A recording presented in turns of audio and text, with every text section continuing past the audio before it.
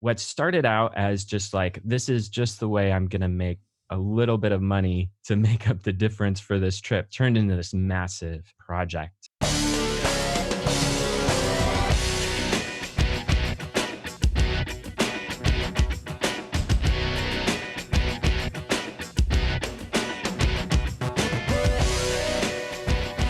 Welcome to the Productivityist Podcast. I'm your host, Mike Vardy, and this week on the program, I'm joined by J.H. Bunting, otherwise known to me as Joe Bunting, and he is the author of Crowdsourcing Paris, Memoirs of a Travel Adventure. We have a great time conversing during this episode. I've not had Joe on the show before, and we've had a chance to hang out on multiple occasions at conferences all over North America.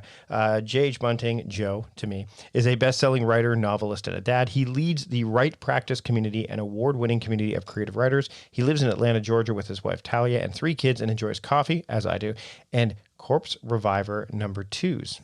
We don't get into that, but we get into a lot of other things during this episode of the program, including the whole premise and why he wrote this book, among other things. But let's get to it. Here's my conversation with Joe, J.H. Bunting, here on the Productivityist Podcast. I'd like to welcome Joe Bunting to the Productivityist Podcast. Joe, thanks for joining me today. Yeah, it's my pleasure, Mike. All right. So I've never had you on the show before, which is totally bizarre because this should have happened a long time ago. It's weird because whenever I do these, it's like there's always somebody that I'm like, why have you not been on the show before? I don't understand. But for those people who, and we're going to go with the old rote kind of, explanation, like for those who don't know who you are, that are listening to the show, we have some common friends, obviously, which is why I'm saying, why have you not been on the show yet? But let's share a little bit about yourself. And then we're going to get into a book that you wrote that I was like, really? Like it just was something that I did not expect from you, and dig into that as well as some of the productivity strategies or that can evolve from that very experience that you undertook. Yeah, so I am a writer. I mean, I think we first met each other at World Domination Summit out in Portland.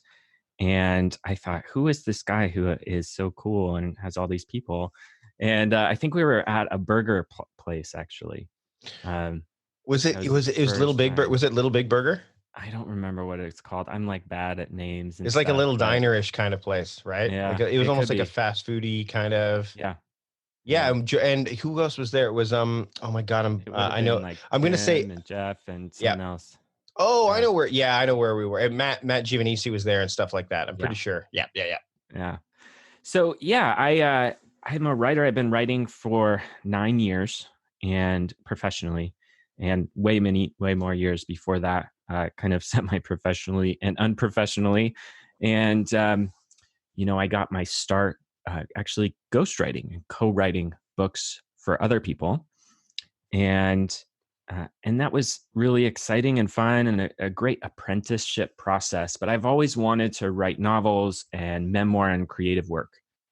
So I had a website I do have a website called The Write Practice, where I teach creative writing and writing productivity. And that was and has been kind of my apprenticeship to the writing process. And so in 2014, I started working on a book, kind of just because I wanted to start living in other places. I wanted to go to Paris with my wife and at the time, 10-month-old son. And I was $600 short of being able to make that trip happen. We were going to go for 2 months. We actually had the plane tickets already. We had an Airbnb booked, and then it was canceled. And the only one we could find was like twice as expensive. And we're like, we have to do this. We have to book this trip. So we booked it, but we were going to be $600 short. So I had to figure out, like in a month, how to make $600. So I decided to crowd fund this book. And what started out as just like, this is just the way I'm going to make a little bit of money to make up the difference for this trip turned into this massive project. The original idea I had for the book, everyone I talked to about it said it was terrible. They said it would be a really boring book. And I got feedback that it needed more adventure. And so I went to my audience and I asked them to suggest adventures for me. At the time, I think The Right Practice was being read by about 100,000 people a month. Uh, and so I had all of these adventure suggestions for things to do around Paris. A lot of them were very strange, very uncomfortable. Yeah, there's Uh, quite a few in here that as you go through the book, I'm like, yeah, some of them are, so I'm like, okay, I could do that. Some I'm like, I am not doing that. yeah, I had a lot of moments of like, I'm not going to do that. And then I sometimes did that and I sometimes failed at doing that.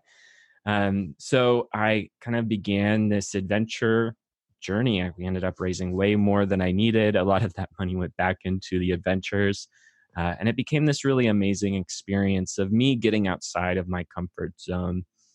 And while we were there, this trip that kind of just was about me traveling the world while writing became about me kind of this transformational experience. I learned so much about myself, about my wife and my family. We actually, it was kind of a hard experience, especially kind of this first time traveling with family with a 10-month-old. And at the time, we had one friend in Paris. And while we were there, she actually tried to commit suicide. Oh, And that was this really tough, emotional, but ultimately very redemptive and powerful experience. It actually became, after that, one of the best things that happened for us. And I think what for her as well is kind of this awakening and chance to get really real. And so that's all in the memoir. It took 5 years to write this memoir. Yeah, I During mean, that time, I wrote, 12 books, I think. But there was this one creative project that I was working on, and I finally finished it. So it feels really amazing to have it out in the world finally. yeah, because when you were talking about the book with me and we emailed, and then when it came out, there was a lot more from coming from you. I think there was a lot more fanfare than in Mm, recent stuff. And I guess one of the questions I want to ask right away before we get into some of the details of the book is how shifting gears or doing yeah, something that kind of is a little bit uh let's not say out of your lane, but aligned, like just slightly off the beaten path a bit. Like for sure. example, as we're recording this, we're in NaNoWriMo, and Ryan Mm, McRae, who we both know, yeah. is participating in NaNoWriMo, and he's largely been known in the past as the ADHD nerd, and now he's doing more gaming stuff, and now he's writing a novel. And I know that other mutual friends of ours are also, diving into fiction, Mm, or just doing something completely, different. Like I'm spending a bit more time doing video than writing lately, which is still aligned, but it's a different way of kind of sharing experience. What, how did it, I mean, obviously it feels great to get it out there, but how important is it for you to kind of yeah. revitalize and rejuvenate yourself when you kind of like, is there a staleness that takes place? And is this one of the things you did to kind of, lift yourself, up or revitalize yourself in your Mm. writing? Yeah, I think there's this temptation to just do one thing and become known as that one guy who is really good and really well known for doing one thing. And I think there's a lot of power in that. Hmm. When I talk to my agent or a publisher about all of the random books that I want to write. I had one agent, for example, my agent, tell me, you know, when you talk about these other books that you want to write that are outside of this genre that you're working on now, it's like every publisher's nightmare because they want you to fit into a box that Yep. they can easily market so you can be that guy. Um, and for a while, for a long time, uh, that really held me back. I felt like I needed to stay focused on this one thing, and if I created something else, it would actually be like starting over and creating this whole new thing. And I do think that that's true in a lot of ways. It is hard when you're branching off into another area. Um, but I have three kids, Yeah. and they love children's books. And I was looking through kind of the collection of books that this one author that they really like has. And she's kind of an award winning children's book author. She's written, dozens of award-winning books, and I'm blanking on her name right now, so that's not very helpful. But I was looking at all of the books she had written, and apparently, like I thought she was best known for these like kind of couple of very literary books where she won all these awards, but she had actually written over 100 books, and a lot of them were Wow. part of these series, and a lot of them were very commercial, Hmm. and kind of childish and not literary, more fun, probably inevitably more successful. But she had become known for these kind of collections of very literary books. And I think about Mark Twain. I used him a lot during my research for this memoir because he was actually best known as a travel writer Yep. during his lifetime. He wrote a book called The Innocents Abroad. It was actually a series published in a newspaper in San Francisco. So he was just beyond famous, like so famous for being this travel Yeah, writer. he wrote a books on Hawaii. Like when I was in Yeah. Hawaii, it's like, oh, I want to pick up some books because it was about that, right? And even, I mean, there's some reruns of the show Bonanza where they show like Mhm. Mark Twain was like he was a journalist for a while too, right? Like that's what so, but we don't think of him that way, Yeah, right? exactly. Yeah, and then his novels were kind of an afterthought. He wrote most of them, in his 40s, 50s, 60s, like later in life. He was not very famous for his novels. They didn't sell particularly well. He did a ton of public speaking. That's kind of how he made all his money. And he wrote these novels on the side. And now the novels are what he's known for. Yeah. Um, but back then, they weren't how he made his money. And I think we put ourselves in boxes and we limit ourselves, and it's actually a mistake. Short term, that might make you more successful. It might be easier for people to understand what you're trying to do. But I think, a lot of our lives and a lot of our work is kind of like seeds. You're kind of scattering seeds. Hmm. You're trying to do what you feel called to do, what you feel like you need to do, what you feel like is right, and also what you're supposed to do. And you just put your work out there in the world and you see what grows. And some of those things won't grow for 30 years. And that's okay. But the important thing is that you're doing the work and you're putting it out into the world. Meal planning is important because it prevents us from being a disappointed wreck when dinner time comes around and we have no clue what to make, or even if we have the ingredients to make the meal. It's a time and a money saver, but most importantly, it frees up valuable brain space. Creating a meal plan prepares us for the week to come and gives us peace of mind that we're organized and can feed ourselves and our family. That's why I do it, and that's why Plan to Eat helps me do it. Your subscription includes access to the Plan to Eat website and fully featured mobile apps on iOS and Android. And Plan to Eat gives you the tools to clip and organize recipes from any website, the ones your family loves and that fit your dietary preferences and needs. And you can create a meal plan around your schedule. Then what happens is the Plan to Eat software automatically creates an organized shopping list based on your plan. So sign up for your free trial at plantoeat.com/timecrafting. That's plantoeat.com/timecrafting. The coupon will be automatically applied to your account and can be used when you're ready to subscribe. It's valid for new customers only. Give Plan to Eat a try today. Okay, we're going to take a break from the conversation now, but when we come back, the first thing we're going to dive into is the idea of, wait for it, patience. But before we get into that, I want you to think a bit about patience and how challenging it can be to be patient when it comes to dealing with the elements of running your own business. Now, when you are running your own business, you're used to doing it all. But if you're struggling to get through your to-do list, HoneyBook can help. When you started your business, did you dream about all of those admin tasks, like drafting proposals and contracts, tracking down payments? Yeeks. Well, if that wasn't part of your vision, then you need HoneyBook. HoneyBook is an online business management tool that organizes your client communications, bookings, contracts, and invoices all in one place. HoneyBook makes it simple to run your business, better. Professional templates, e-signatures, and built-in automation keeps everything on track and makes you look good. And they can even consolidate services that you already use, like QuickBooks, Google Suite, Excel, and MailChimp or Gmail, all that stuff. It's the number one choice for client and business management for freelancers and business owners.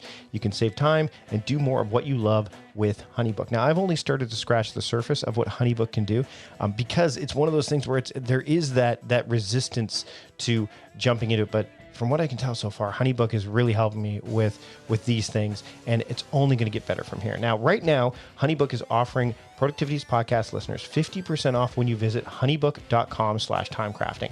Now, payment is flexible, and this promotion applies whether you pay monthly or annually. So I want you to go to honeybook.com/timecrafting for 50% off of your first year. That's honeybook.com/timecrafting. Give HoneyBook a go. You'll be glad you did. Now let's talk about calendars, and actually specifically really powerful calendars. Well, there's really only one that I want to talk to you about, and it's Woven Calendar. Woven Calendar features powerful scheduling tools built into a smart, collaborative calendar, and I absolutely love what Woven is doing for me. Woven Calendar is designed for people like you, busy professionals who want to make the most of their time. They're tired of wasting time sending emails back and forth to find times to meet. They want to make scheduling with clients and teams easy and hassle-free. And now that I'm digging back into the coaching element of my business as we get ready to start a new calendar year, that's important to me. And you want a calendar that's smart, collaborative, and designed to work the way that you work. Well, with Woven's built-in powerful scheduling tools like Woven Smart Templates, scheduling links, and group polls, it's an absolute breeze to find times to meet, and Woven nearly eliminates email back and forth. Recently, I sent out an email to a bunch of the people that subscribe to my Attention email newsletter, which I'll link to in the show notes. And I was able to give them a scheduling link so that they could book a time to do some exploratory calls with me with regards to coaching. Woven allowed me to make that happen. And again, the real power behind Woven is all of these smart elements, these powerful scheduling tools. And if you're an iOS user, oh my goodness, the Siri shortcuts I'm digging into via voice command. You can schedule via voice command. Siri actually just went on as I was doing this right now, and I could have used Woven in that case. Hey, and also there's the dedicated iMessage app, so you can schedule via text. There's so much that Woven has to offer, and I want it to be offered to you as a Productivity's podcast listener. So add Woven to your productivity stack and schedule faster than ever before by going to woven.com/timecrafting. Use the calendar app that I've been using for months. Start using it today. Woven.com/timecrafting. I know you'll be in love with it. I absolutely adore Woven, and I can't wait to see what you get out of Woven as well. So again, woven.com/timecrafting. Give it a try today. All right, now let's get back to my conversation with Joe Bunting here on the Productivityist podcast. Let's talk about patience, because this book, you said 5 years. Five years is, and we live in a world where instantaneous appreciation or instantaneous acclaim is something that we could get if we, you writing and we'll get into the whole writing a book piece, because writing a book, that's one of the hard parts about writing a book, is that you have to hold on to these things until they're in this collection. It's also different. Writing a book is very different than blogging, but you could post a blog post, or even more, quickly post a social media update, and boom, you get that instant feedback and possible acclaim and you get that, and you get that instant hit of dopamine too, right? Yeah, that instant, totally. Like, I did it.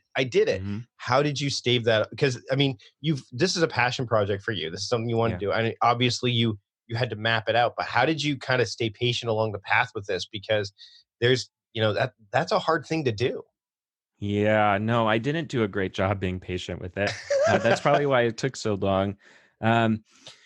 Yeah, it takes a long time to write a draft of a book. Yes. And then you have to write a second and third and, fourth and fifth draft. I think the thing that always worked best and has always worked best for me in writing books, this is my probably 12th book, mostly not under my own name.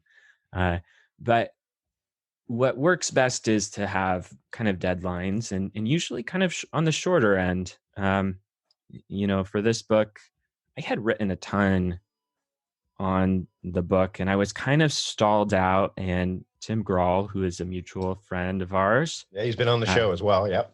So yeah, he was, asking me, like, do you actually want to finish this book? And I said, well, yeah, obviously, but I'm just stuck on all these different things. And he's like, no, no, no.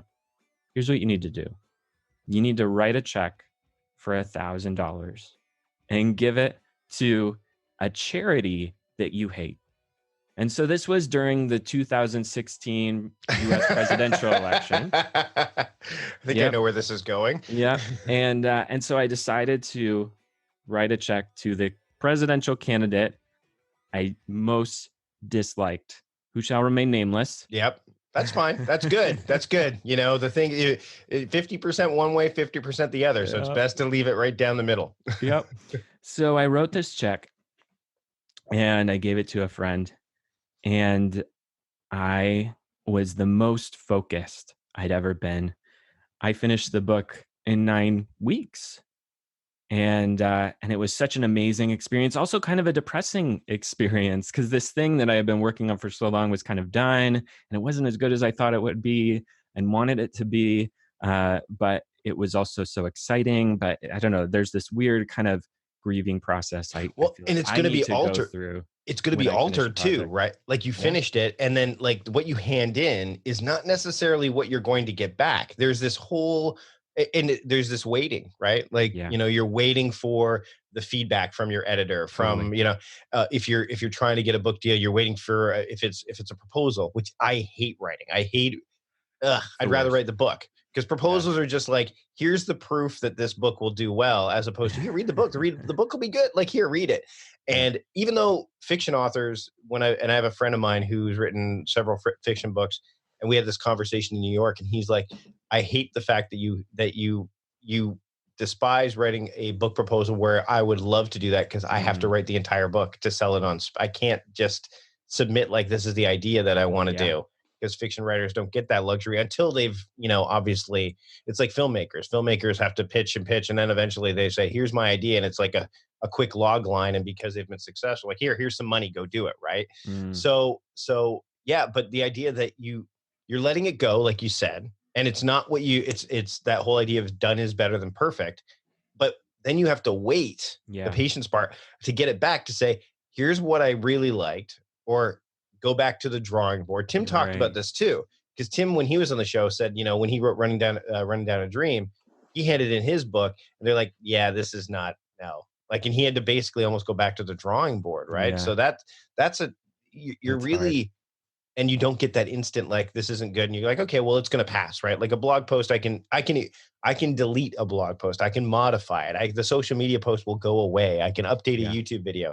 Once a book's out there, this has been one of my challenging parts, and the writing process has been hard, is with time crafting.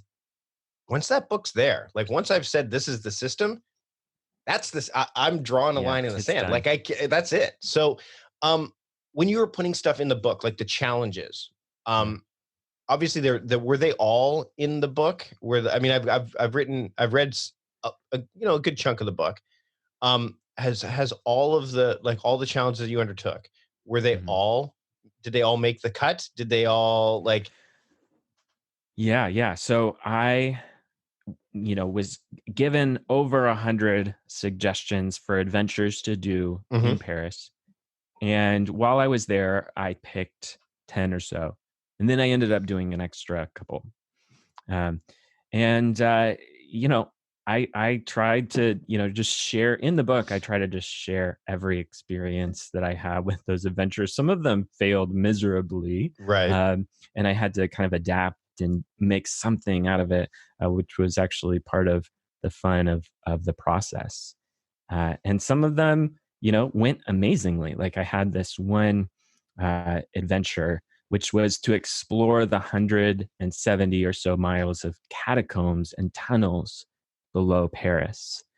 And I thought, there are the Catacomb Museum, which is in Paris, and you can go see that. It's like €15 or something. But there are also these illegal, unsanctioned catacombs that you can only get to if you have a cataphile. And a cataphile is just like a guide. It's kind of the secret society of people who really love the tunnels. It's like a Sherpa. Paris. It's like the Sherpa. It's like a Parisian Sherpa. Yeah. And there's no web page for them. Like they don't offer their services openly. It's kind of illegal. So I had to find one, and I asked my audience to help me find one, and they connected me to this guy, and that guy never happened. Like he fell through. And it wasn't until it was like 2 or 3 or 4 weeks before I was supposed to leave Paris, where I was actually at a poetry reading meetup, and I connected with the co-founder of the group, and I was explaining the book to him, and he gave me the name of this person. And I'm like, I know that person. I know that cataphile. And it turned out he is actually the most famous cataphile in the world, has been featured in National Geographic and the Wall Street Journal and NPR and all the things. And I emailed him, and he agreed to take me into the catacombs. So that was a crazy experience of something really not working at first, and then kind of coming through at the last minute. Actually, on the last night I was in Paris, he agreed to take me into the catacombs. And we were down there from like 11 at night till about 3:30 in the morning. We got lost. I actually got separated from him. I thought I was going to die. I actually only had the smallest flashlight in the world, which was not very effective for navigating the catacombs alone. So it was this crazy adventure experience. And one of the most exciting things that happened to me while I was there.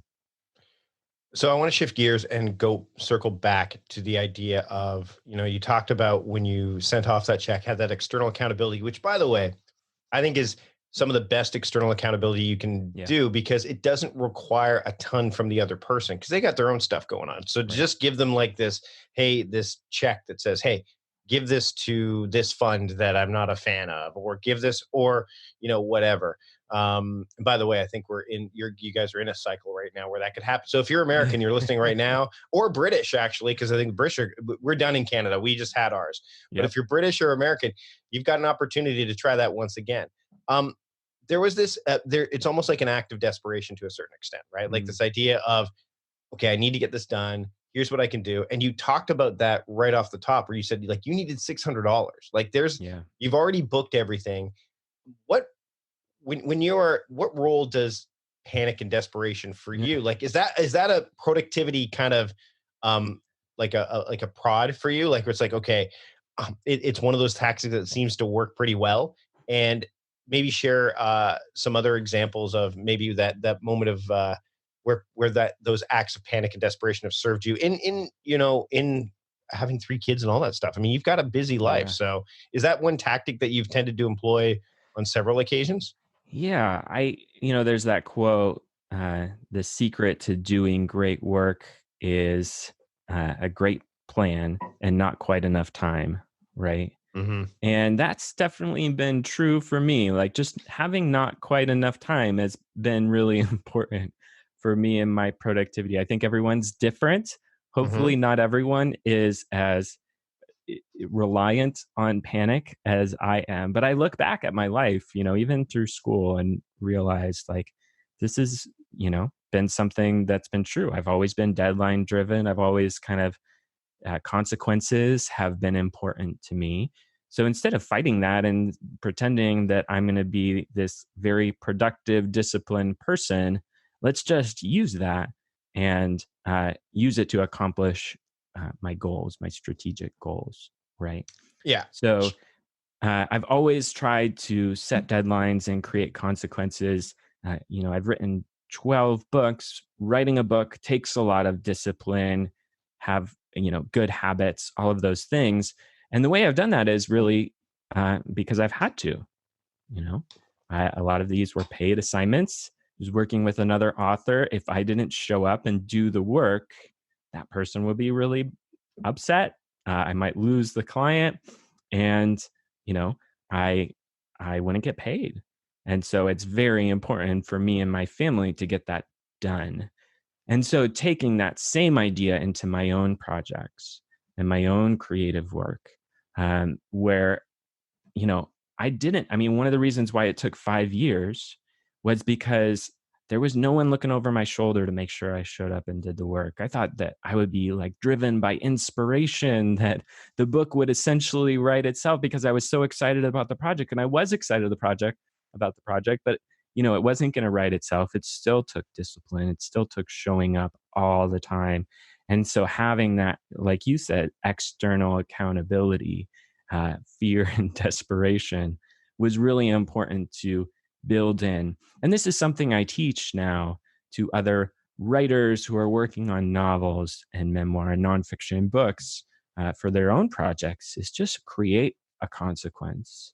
And if you can set a deadline, but don't, a deadline alone isn't enough, because you can just watch deadlines go by Douglas easily. Adams. I love this. What's that quote by Douglas? I love deadlines. The sound that they make by as they wish. Whooshing This whooshing sound show. as they The whoosh sound as they go make as they by. go by. Yeah. It's absolutely, absolutely. Do you believe in willpower? Because I mean, there's this fear, consequence, and I mean, Yeah. you clearly. I mean, we're doing this via video, mainly because, and spoiler alert, this is going to appear a little bit earlier than you're listening to it because my daughter is here. It's like bring your kid to work day, so she's like kind of chronicling this. So I've got video going on, and you can see the Green Lantern stuff, like you can see right there. And I mean, I'm a big willpower guy. Benjamin Yeah. Hardy, we've had this conversation. I mean, his book Willpower Doesn't Work. Clearly not a willpower person. Even near Yeah. Ayal, when I talked to him about Indistractable, do you believe in willpower? Yeah, I do. Um, I kind of think it is a limited resource, and there's so much to have willpower for. You have to point your willpower somewhere, you know. And so for me, a lot of times it's just, hey, do you have the willpower enough to set a deadline or create a plan? Or, one thing that works really well for me when I need to get writing done is I just set a 3-minute timer and I try to write as much as I can in 3 minutes. And then I kind of write down how many words I wrote in that 3 minutes. And then I set my 3-minute timer again and I see if I can beat my score, So it's a little hack, but, sometimes the only willpower I have is to set the 3-minute timer. Right. Right. And Yep. so, I think we do have willpower, and yet I also recognize that in my own life, my willpower is not like the strongest thing in the world. All of the distractions around me are just as strong, if not stronger, many times. And so I need to be cautious about trusting myself too much and put in instead some guardrails, Right. like setting a 3-minute timer, or just giving myself something to really focus me, like a consequence, which brings that fear and desperation. And when you're afraid, when you're desperate, like you get really focused. Yeah. You have to get it done.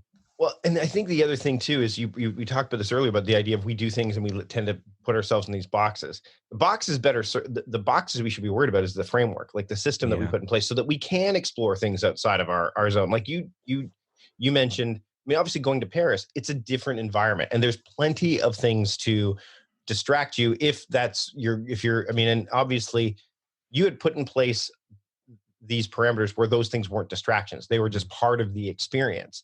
How beneficial was going to Paris and this experience of kind of chronicling it to a degree, but more so living it? How Yeah. beneficial was that to your productivity? Because you're going somewhere else, and it's almost like this.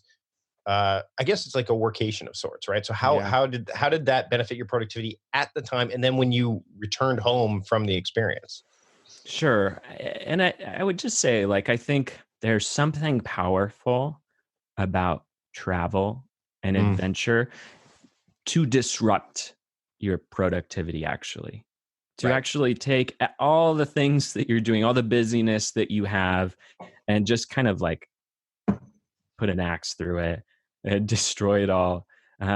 Because out of that experience, so many new interesting things can emerge. Hmm. I think we can really easily get locked into the busyness and Right. trying to accomplish a lot of things Hmm. that are actually ultimately not that important. True. And the cool thing about travel, and this was true for me, is that, if you're away from all of that and your routines and your habits and the things that make your life busy, you can reimagine what's important to you, what your priorities really are. And so I've done this experience, going to Paris 5 or so times. Twice it was abroad, 3 times it was to California where I have family. Right. And every time, so much has come from that, so much creativity. It's kind of transformed my work, my priorities. It's really helped me figure out what I value Mm-hmm. and what I want to focus on. And it hasn't been a particularly productive time. I mean, you do get work done in these kind of workation adventures, like I call them, uh, Mm-hmm. especially when there are deadlines and you have to get stuff done. But what it's even more important for is just kind of getting out of it and uh, rethinking what your work is for and what you really want to do. Yeah, you untether yourself from the norms, so you can Mhm. go, okay, so there's nothing encumbering that. Like, I mean, whenever I travel, and I missed that this past year where I didn't get to go to a lot of conferences. Like, we didn't get to see each other at anything this year because I didn't go to Tribe. Yeah. I didn't go to WS. I think I saw you at ConvertKit. No, I wasn't even No, there. So I wasn't there either. I didn't go any of these. And then obviously with the book this year, I will be going to more this coming year. So we'll be able to connect again in person, which will be awesome because it's always fun to hang out with you. I have one more question before we wrap up. Sure. And this is for the parents out there. You got 3 kids. Yeah. There are a lot of people, there's these biases that show up, right? This idea like, oh, I can't do an adventure like this. I've got kids. I've got this. I've got that. You went to Paris with a 10-month-old. Yeah. What? By the way, when you were in the catacombs, you're probably thinking, and I'm going to be leaving my wife with a 10-month-old and, Yep. and dealing with all this. This is going to be, what would you say to them about this idea that I can't do it? Like travel, like it's just, I can't do it. Why would I bring it? Because most people think about Paris and they're like, oh, I got to wait till my kids are older. Even New Yep. York City, like, I got to wait till they're older because they're not going to appreciate it. And da, da, da, da. What do you say? What do you say to that? And what advice would you give to people who are thinking, hey, I'm thinking about this trip, but I've got these kids, and how do I make it work? Yeah. And I really think everyone should go on one of these workcation adventure travel experiences because, like I said, it really does reshift your values. Mm-hmm. I spent so much more time with my family because I went and did this travel, and I still was able to keep up with my job. And it kind of shows you that you are able to accomplish those things. I think one thing that is so important for growth is contradiction. You know, this idea that when you and challenge too, like Mm-hmm. getting outside of your comfort zone, kind of having things that don't really make sense for your current framework. Like, I can't accomplish this with where I am now. Right. But if you try to accomplish it, if you try to grow, then you can be so much more effective, not just for now, but for the rest of your life. And that's what it's always been for me. When I have traveled with my kids, I thought there's no way I could handle that. Um, and then we figured out a way, and it wasn't always easy, but it was always really good. And I think my family has grown so much stronger. Our values have grown so much deeper because we've had these experiences together. So there are definitely like tactical solutions that you can do.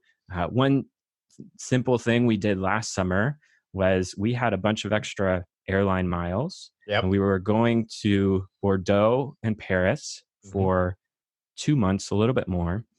And so we flew out my wife's cousin. And we paid for all our food, but we didn't pay her. She's family, and she got a free trip to Europe, Mm-hmm. and she watched our kids during the day. And it was a really great win-win for everyone. So just thinking of creative ways like that. I know people who have gotten their kids into childcare outside of the country, and that might take a little bit more rearranging and kind of learning research, but it's totally possible. And it's amazing what you can accomplish when you just try and when you work at it and find solutions.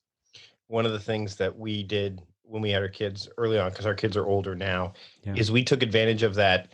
You fly, you don't have to pay for them until they're 2 years old. exactly. You got to do that Yep. because it gives you the budgetary reasons fly out the window. Yes, there's always that like, oh my god, I'm going to be some. If you got two of you, and you're on an 8-hour flight, you just do you take shifts, right? Hmm. I went with my daughter. What was it, like 2 years ago? We went to I think 2 years ago we went to California, right? Yeah, I think it was 2 years ago. We went down to Vid Summit.